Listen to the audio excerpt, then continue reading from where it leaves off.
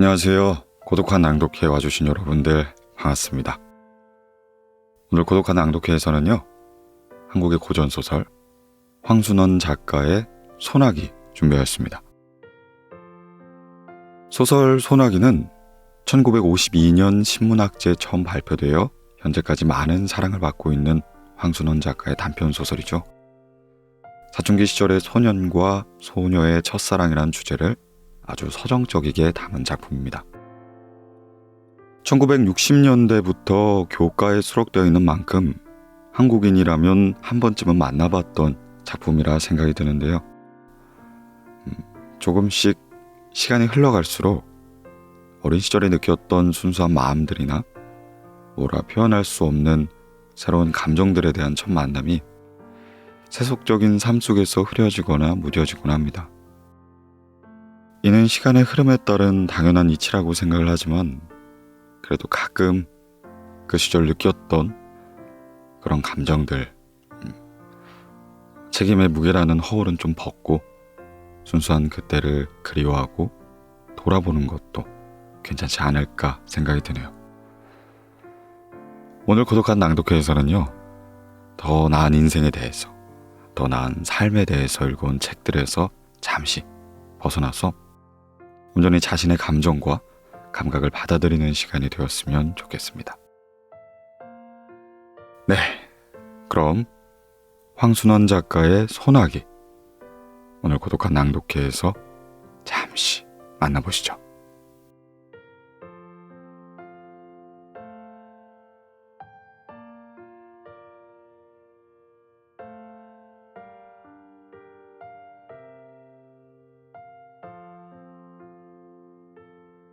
소나기,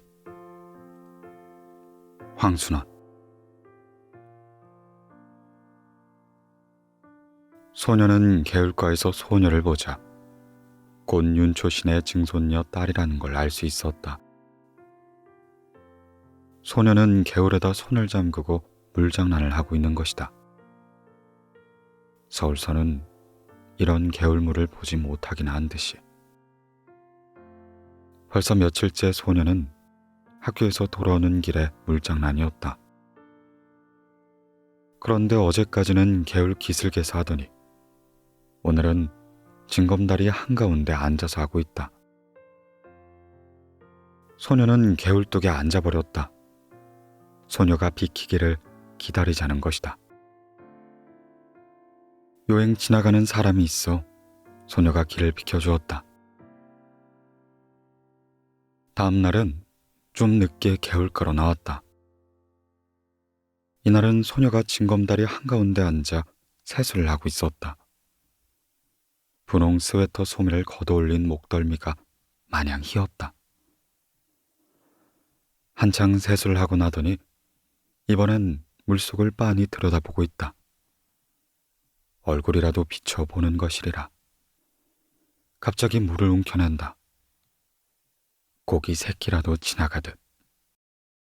소녀는 소년이 개울독에 앉아있는 걸 아는지 모르는지 그냥 날쌔게 물만 웅켜낸다. 그러나 번번이 허탕이다. 그래도 재미있는 양 자꾸 물만 웅킨다. 어제처럼 개울을 건너는 사람이 있어야 길을 비킬 모양이다. 그러다 소녀가 물속에서 무엇을 하나 집어낸다. 하얀 조약돌이었다. 그리고는 벌떡 일어나 발짝발짝 징검다리를 뛰어 건너간다. 다 건너가더니만 획 이리로 돌아서며 이 바보! 조약돌이 날아왔다. 소녀는 저도 모르게 벌떡 일어섰다. 단발머리를 나풀거리며 소녀가 막 달린다. 갈밭 사이길로 들어섰다. 뒤에는 청량한 가을 햇살 아래 빛나는 갈꽃뿐. 이제 저쯤 갈밭머리로 소녀가 나타나리라. 꽤 오랜 시간이 지났다고 생각됐다. 그런데도 소녀는 나타나지 않는다.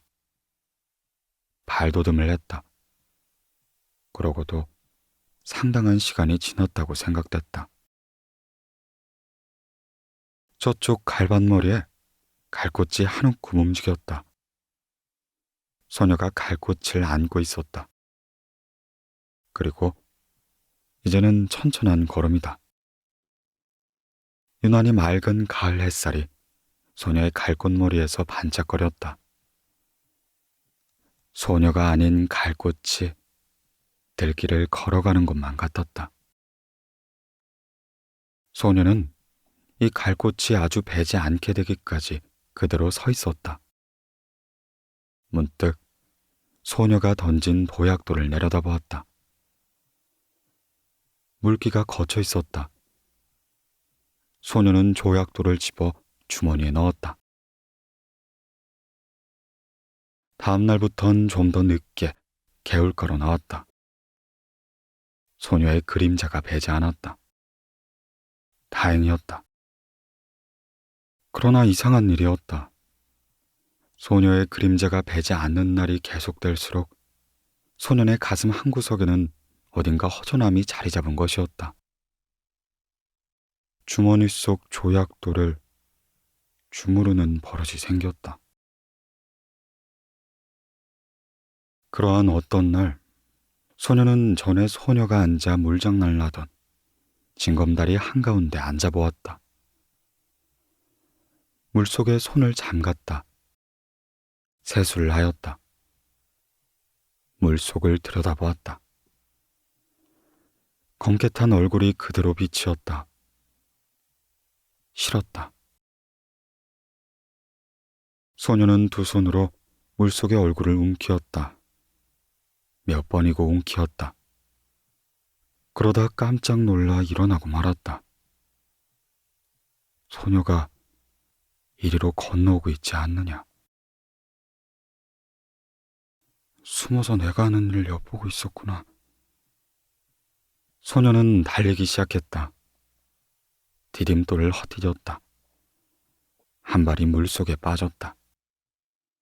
더 달렸다. 몸을 가릴 데가 있어줬으면 좋겠다. 이쪽 길에는 갈밭도 없다. 메밀밭이다. 전에 없이 메밀꽃 냄새가 짜릿하게 코를 찌른다고 생각됐다. 미간이 아찔했다. 찝찝한 액체가 입술에 흘렀다. 코피였다. 소녀는 한 손으로 코피를 훔쳐내면서 그냥 달렸다. 어디선가 바보, 바보 하는 소리가 자꾸만 뒤따라오는 것 같았다. 토요일이었다. 개울가에 이르니 며칠째 보이지 않던 소녀가 건너편가에 앉아 물장난을 하고 있었다. 모르는 채 징검다리를 건너기 시작했다. 얼마 전에 소녀 앞에서 한 번 실수를 했을 뿐. 여태 큰 길 가득 건너던 징검다리를 오늘은 조심스럽게 건넌다. 예. 못 들은 채 했다. 둑 위로 올라섰다. 예. 이게 무슨 조개지? 자기도 모르게 돌아섰다. 소녀의 맑고 검은 눈과 마주했다. 얼른 소녀의 손바닥으로 눈을 떨구었다. 비단조개. 이름도 참 곱다. 갈림길에 왔다. 여기서 소녀는 아래편으로 한 삼 마장쯤, 소녀는 우대로 한 10리 가까운 길을 가야 한다. 소녀가 걸음을 멈추며 너 저 산 너머에 가본 일 있니? 벌끝을 가리켰다. 없다. 우리 가보지 않으련? 시골 오니까 혼자서 심심해서 못 견디겠다. 저래봬도 멀다. 멀면 얼마나 멀기에? 서울에 있을 땐 삶은 먼 데까지 소풍 갔었다. 소녀의 눈이 금세 바보, 바보 할 것만 같았다. 논 사이길로 들어섰다. 벼 가을 거지 않은 곁을 지났다. 허수아비가 서 있었다. 소년이 새끼줄을 흔들었다. 참새가 몇 마리 날아간다.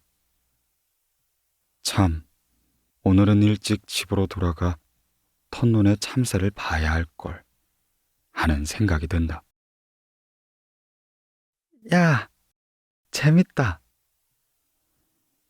소녀가 허수아비 줄을 잡더니 흔들어댄다. 허수아비가 자꾸 우쭐거리며 춤을 춘다. 소녀의 왼쪽 볼에 살포시 보조개가 패었다. 저만큼 허수아비가 또 서 있다. 소녀가 그리로 달려간다. 그 뒤를 소년도 달렸다. 오늘 같은 날은 일찍 집으로 돌아가 집안일을 도와야 한다는 생각을 잊어버리기라도 하려는 듯이. 소녀의 곁을 스쳐 그냥 달린다. 메뚜기가 따끔따끔 얼굴에 와 부딪힌다. 쪽빛으로 한껏 깬 가을 하늘이 소녀의 눈앞에서 맴을 돈다. 어지럽다. 저놈의 독수리. 저놈의 독수리가 맴을 돌고 있기 때문이다. 돌아다 보니 소녀는 지금 자기가 지나쳐온 허수아비를 흔들고 있다. 좀 전에 허수아비보다 더 우쭐거린다. 논이 끝나는 곳에 도랑이 하나 있었다. 소녀가 먼저 뛰어 건넜다. 거기서부터 산 밑까지는 밭이었다. 수수단을 세워놓은 밭물을 지났다. 저게 뭐니? 원두막. 여기 참외 맛있니? 그럼 참외 맛도 좋지만 수박 맛은 더 좋다. 하나 먹어봤으면. 소년이 참외구로 심은 무밭으로 들어가 무 두 밑을 뽑아왔다. 아직 밑이 덜 들어있다. 잎을 비틀어 팽개친 후에 소녀에게 한 개 건넨다. 그러고는 이렇게 먹어야 한다는 듯이 먼저 대강이를 한 입 베어문 다음 손톱으로 한 도리 껍질을 벗겨 우적 깨문다. 소녀도 따라했다. 그러나 새 입도 못 먹고 맵고 지려 하며 집어 던지고 만다.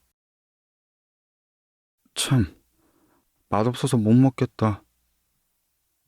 소년이 더 멀리 팽개쳐 버렸다. 산이 가까워졌다. 단풍이 눈에 따가웠다. 이야. 소녀가 산을 향해 달려갔다. 이번은 소년이 뒤따라 달리지 않았다. 그러고도 곧 소녀보다 더 많은 꽃을 꺾었다. 이게 들국화, 이게 쌀이꽃, 이게 도라지꽃. 도라지꽃이 이렇게 예쁜 줄 몰랐네. 난 보랏빛이 좋아. 근데 이 양상같이 생긴 노란 꽃이 뭐지? 마타리꽃. 소녀는 마타리꽃을 양산받듯이 해보인다. 약간 상기된 얼굴에 살포시 보조개를 떠올리며. 다시 소녀는 꽃 한 움큼을 꺾어왔다. 싱싱한 꽃가지만 골라서는 소녀에게 건넨다. 그러나 소녀는 하나도 버리지 마.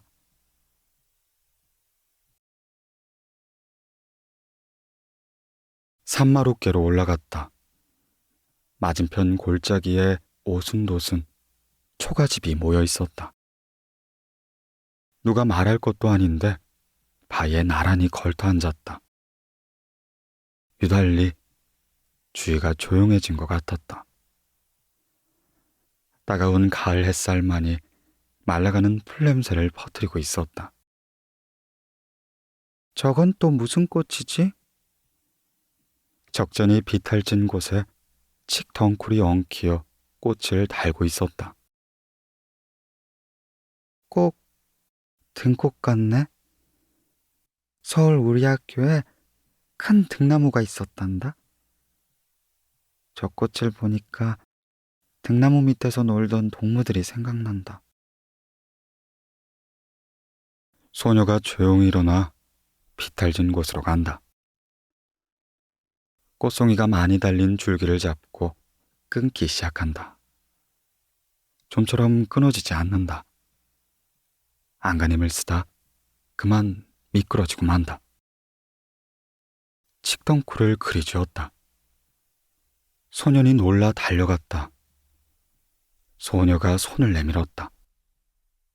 손을 잡아 이끌어 올리며 소녀는 제가 꺾어다 줄 것을 잘못했다고 뉘우친다.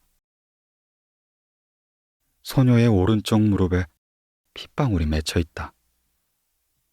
소녀는 저도 모르게 생채기의 입술을 가져다 대고 빨기 시작했다.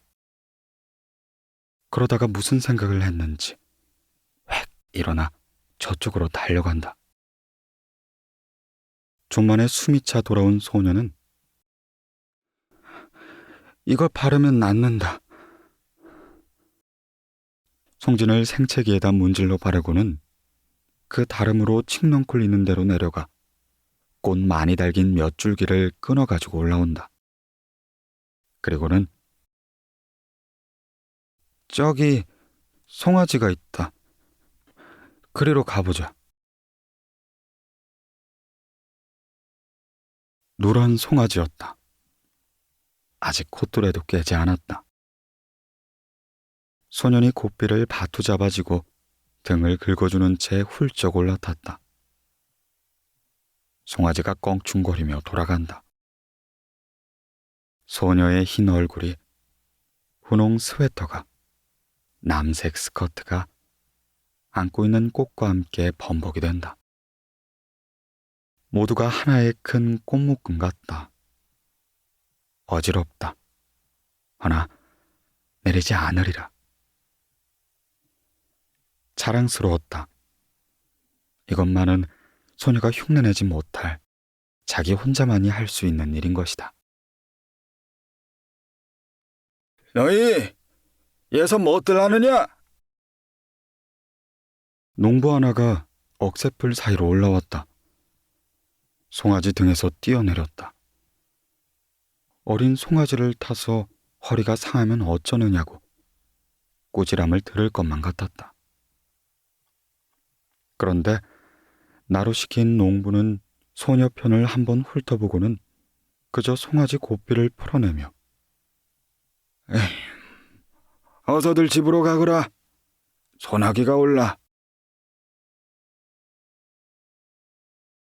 참 먹장구름 한 장이 머리 위에 와 있다. 갑자기 사면이 소란스러워진 것 같다. 바람이 우수수 소리를 내며 지나간다. 삽시간에 주위가 보랏빛으로 변했다. 산을 내려오는데 떡갈나무 잎에서 빗방울 듣는 소리가 났다. 굵은 빗방울이었다. 목덜미가 선뜻했다. 그러자 대번의 눈앞을 가로막는 빗줄기. 비 안개 속에 원두막이 보였다. 그리로가 비를 그를 수밖에. 그러나 원두막은 기둥이 기울고 지붕도 갈래갈래 찢어져 있었다.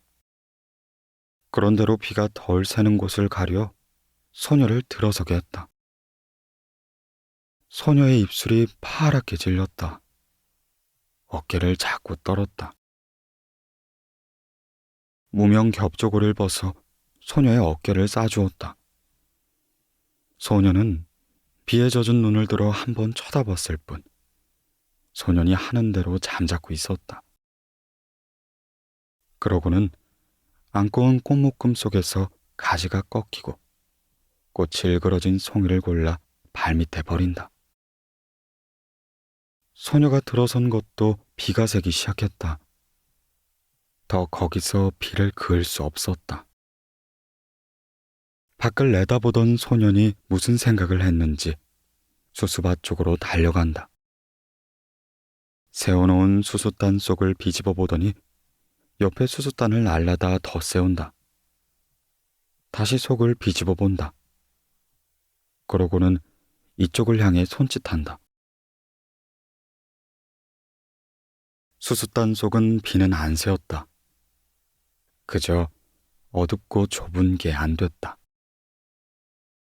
앞에 나앉은 소녀는 그냥 비를 맞아야만 했다. 그런 소년의 어깨에서 김이 올라왔다. 소녀가 속삭이듯이 이리 들어와 앉으라고 했다. 괜찮다고 했다. 소녀가 다시금 들어와 앉으라고 했다. 할 수 없이 뒷걸음질을 쳤다. 그 바람에 소녀가 안고 있는 꽃묶음이 망그러졌다. 그러나 소녀는 상관없다고 했다. 비에 젖은 소년의 몸 내음새가 확 코에 끼얹혀졌다. 그러나 고개를 돌리지 않았다. 도리어 소년의 몸 기운으로 해서 떨리던 몸이 적어 누러지는 느낌이었다.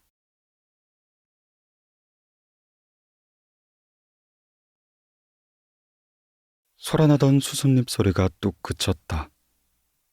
밖이 멀게졌다. 수숫단 속을 벗어나왔다. 멀지 않는 앞쪽에 햇빛이 눈부시게 내리붙고 있었다. 도랑이 있는 곳까지 와보니 엄청나게 물이 불어 있었다. 빛마저 제법 붉은 흙탕물이었다. 뛰어 건널 수가 없었다. 소년이 등을 돌려댔다. 소녀가 순수히 엎이었다. 걷어올린 소년의 잠방이까지 물이 올라왔다. 소년은 어머나 소리를 지르며 소년의 목을 끌어안았다. 개울가에 다다르기 전에 가을 하늘이 언제 그랬는가 싶게 구름 한 점 없이 쪽빛으로 개어 있었다.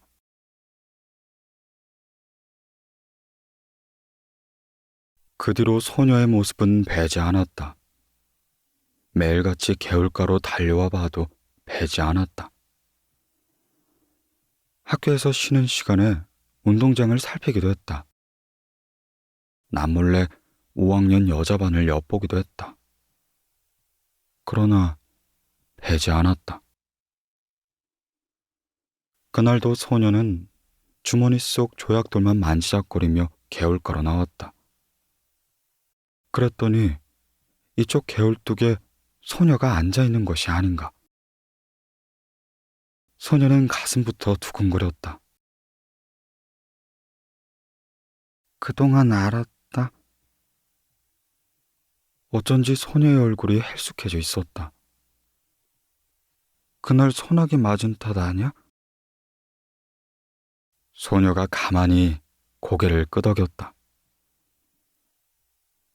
인제 다 낫냐? 아직도. 그럼 누워있어야지. 하도 갑갑해서 나왔다. 참, 그날 재미있었어. 그런데 그날 어디서 이런 물이 들었는지 잘 치지 않는다? 소녀가 분홍 스웨터 앞자락을 내려다본다. 거기에 검붉은 진흙물 같은 게 들어있었다. 소녀가 가만히 보조개를 떠올리며 그래, 이게 무슨 물 같니? 소녀는 스웨터 앞자락만 바라보고 있었다. 내 생각해냈다. 그날 도랑 건너면서 네가 엎인 일 있지? 그때 내 등에서 옮은 물이다. 소녀는 얼굴이 확 달아오름을 느꼈다.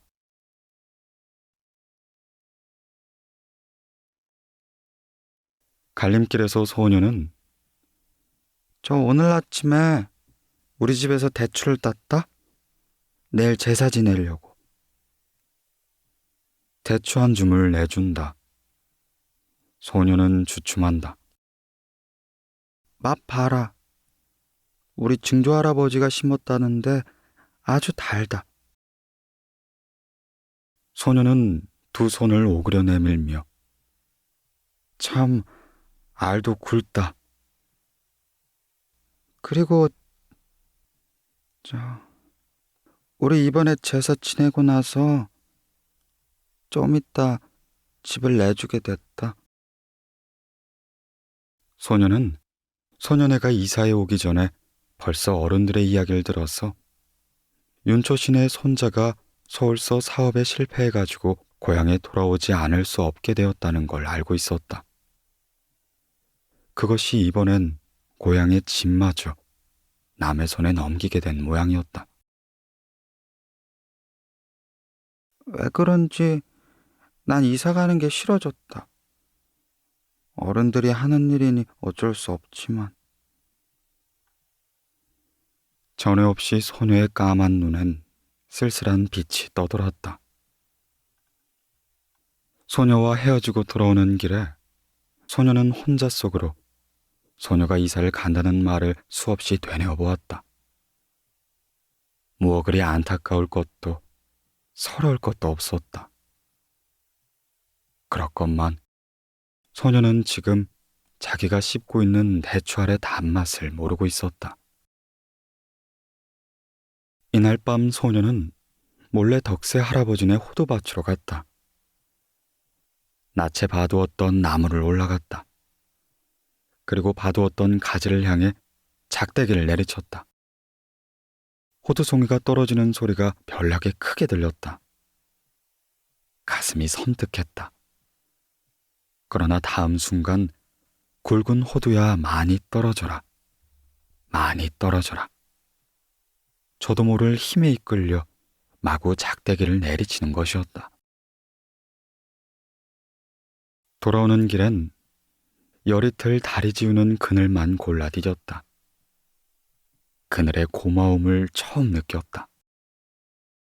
불룩한 주머니를 어루만졌다. 호두송이를 맨손으로 깠다가는 오미 오르기 쉽다는 말 같은 건 아무렇지도 않았다. 그저 근동에서 제일 가는 이 덕세 할아버지네 호들, 어서 소녀에게 맛보여야 한다는 생각만이 앞섰다. 그러다 아차하는 생각이 들었다. 소녀더러 병이 좀 낫거들랑 이사 가기 전에 한번 개울가로 나와달라는 말을 못해둔 것이었다. 바보 같은 것. 바보 같은 것. 이튿날 소년이 학교에서 돌아오니 아버지가 나들이 옷으로 갈아입고 닭 한 마리를 안고 있었다. 어디 가시느냐 물었다. 그 말에 대꾸도 없이 아버지는 안고 있는 닭의 무게를 겨냥해보며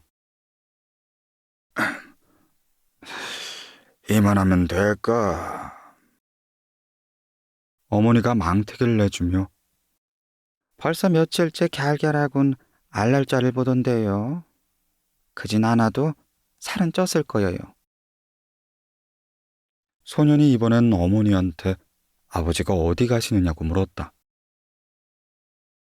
저 서당골 윤초신의 댁에 가신다. 제사상이라도 놓으시라고. 그럼 큰 놈으로 하나 가져가시지. 저 얼룩수탉으로. 이 말에 아버지는 허허 웃고 나서 임마, 그래도 이게 실속이 있다. 소녀는 공연히 열적어 책보를 집어던지곤 외양간으로 가 쇠잔등을 한번 철썩 갈겼다. 쇠팔이라도 잡는 자. 게을물은 날로 여물어 갔다. 소녀는 갈림길에서 아래쪽으로 가보았다. 갈반머리에서 바라보는 서당골 마을은 쪽빛 하늘 아래 한결 가까워 보였다. 어른들의 말이 내일 소년회가 양평읍으로 이사를 간다는 것이었다. 거기 가서는 조그마한 가게방을 보게 되리라는 것이었다. 소녀는 저도 모르게 주머니 속 호두알을 만지작거리며 한 손으로는 수없이 갈 곳을 휘어 걷고 있었다.